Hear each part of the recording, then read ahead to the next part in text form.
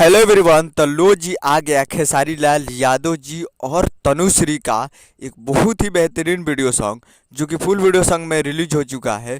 और इस गाने को लिखे हैं पवन पांडे जी और इसमें म्यूजिक दिए हैं ए बी गुप्ता जी और इसे गाए हैं खेसारी लाल यादव जी, जो कि आपको स्क्रीन कवर दिखाई दे रहा है। जिस सॉन्ग का टाइटल रखा गया है सटला से, और ये फुल वीडियो सॉन्ग में रिलीज हो चुका है।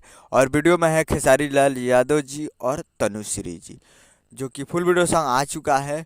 और आज वीडियो सॉन्ग रिलीजिंग ऑन 8 अप्रैल सुबह 6:15 पे फुल वीडियो सॉन्ग को रिलीज कर दिया गया है।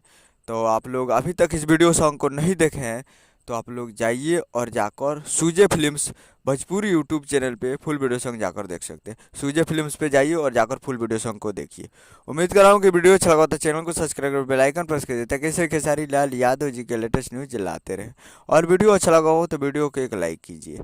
मिलते हैं अगले वीडियो में, तब तक के लिए जय हिंद, जय भोजपुरी।